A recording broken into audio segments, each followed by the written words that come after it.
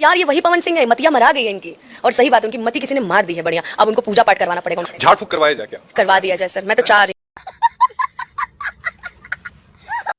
तो दोस्तों ये है अनुपमा यादव, और कुछ दिन पहले ये बोला करती थी, क्या बोला करती थी पवन सिंह के बारे में, वो भी वीडियो आप सबको हम दिखाते हैं। मैं शुरू से ही पवन जी की बहुत बड़ी फैन रही हूँ, तो वो मेरे बॉस हैं इसलिए बोलते हैं। वो लोग उनकी बराबरी नहीं कर पाएंगे तो पवन जी की बुराई ही करेंगे। जो कर दिया उन्होंने, अब वो दूसरा कोई नहीं कर सकता। शाबाश बेटा। और अब इनका भी औकात का था अलग है। खेसारी भैया के साथ जो छोड़ता है वो ना घर का रहता है ना घाट का रहता है। हमेशा भोजपुरी इंडस्ट्री से जो खेसारी भैया का छोड़ा, मतलब कि वो भोजपुरी इंडस्ट्री से उसका सफाया हो जाता है। अब ये पदरी देवी क्या बोल रही है कि अब जो भी मेरे साथ गाना गवाएगा, जिसके साथ भी गाना मैं उसके साथ गाना गाऊंगी। ये नहीं होगा कि मैं केवल पवन सिंह के ही साथ गाना गाऊंगी। अभी हम सबके साथ हैं और निष्पक्ष सबके साथ है। जो मुझे गवाएगा उसके साथ गाएंगे, जो नहीं गवाएगा उसको प्रणाम कर देंगे।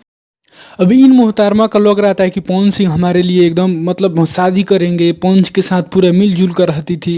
ये मोहतरमा ये नहीं समझती थी कि पवन सिंह पियक्कड़ आदमी है, कभी छोड़ देगा। और खेसारी भैया के बारे में क्या बोली वो भी आपको हम दिखाते हैं। अच्छा, खेसारी जी आदमी कैसे हैं? बहुत अच्छे।